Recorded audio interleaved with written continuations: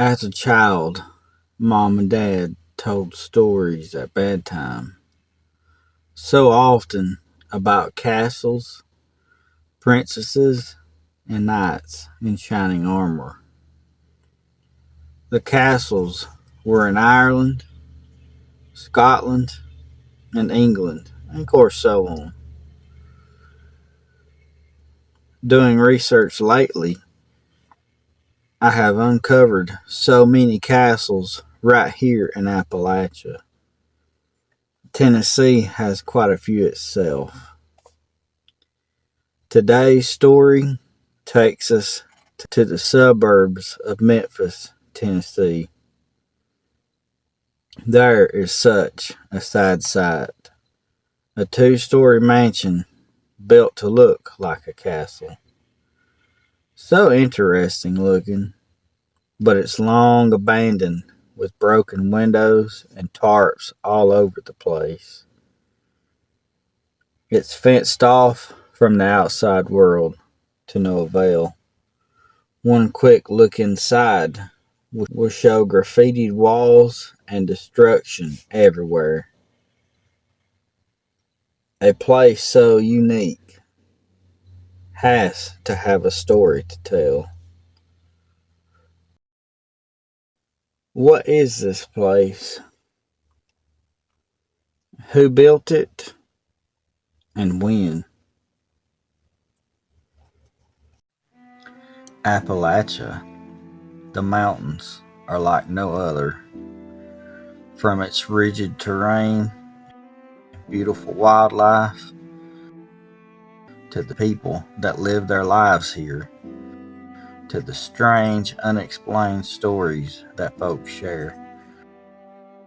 Join me while I share this amazing place, one story at a time.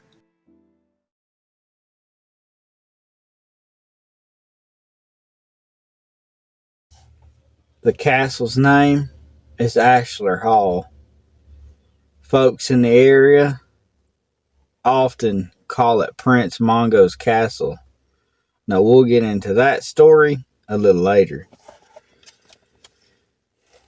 The castle itself was built in 1890 by Princeton graduate Robert B. Snowden, a prominent real estate developer.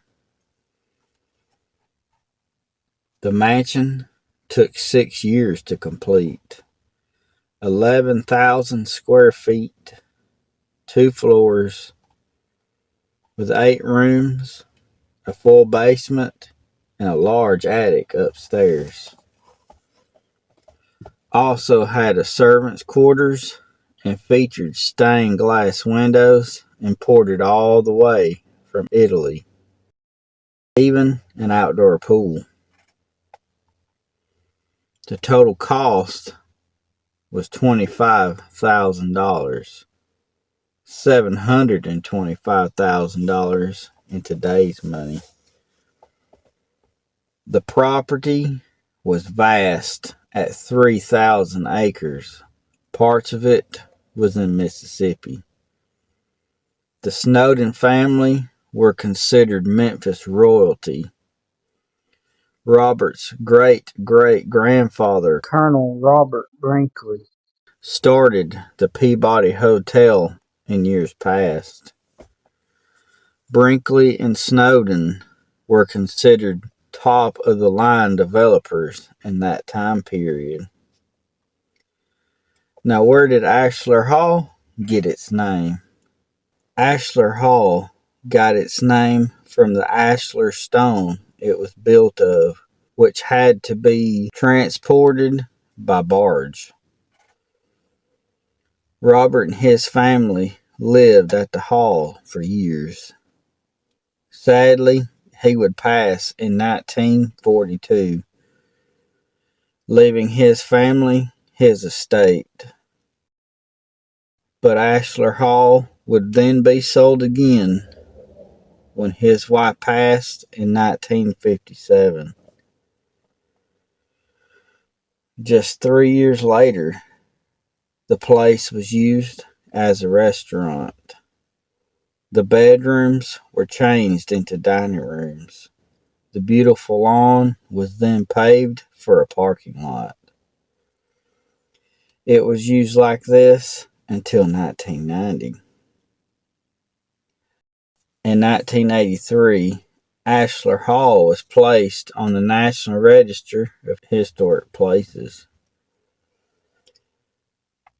In 1990, the eccentric millionaire Robert Hodges, known as Prince Mongo, purchased the hall. He is most infamous for running as mayor of Memphis in every single election held and losing miserably. Even more strange is Hodges' claimed background story. He claimed to be born in 1657 in the planet Zambodia. That's definitely the definition of strange, if I ever heard one. Prince Mongo turned the lavish restaurant into a late night hotspot called the Castle Nightclub. The man had advertisements all around town of having huge amounts of beer. Now, kids, hide your ears for this one. Also, wet t-shirt contest as well. Folks flocked to the Castle Nightclub for some entertainment. This sounds like the devil's playground, if you ask me. In 1992, the Castle Nightclub made national news following a tragic accident. 2 teenagers illegally drinking alcohol were killed just after leaving the place while drunk driving. Prince Mongo claimed no responsibility for the deaths, for he wasn't driving. Somehow, no charges were ever filed. Often, the city issued fines on the Castle Nightclub, but somehow he would get by without ever paying them. See, he was smart. The business itself was registered under employees' names. He claimed to only collect the rent. With no one to write the infractions to, they were often just forgotten about. Many of Prince Mongo's neighbors complained about the hall. All the noise and all the people, they were very unhappy. So the local fire marshal changed the maximum amount of folks allowed inside from 451 to only 88.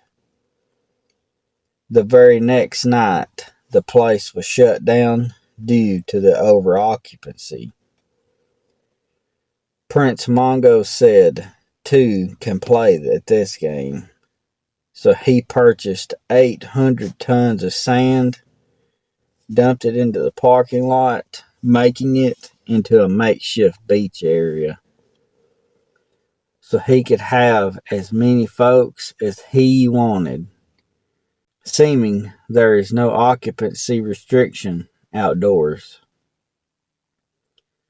Prince Mongo would then go outside, stand on the castle roof, and howl at the moon.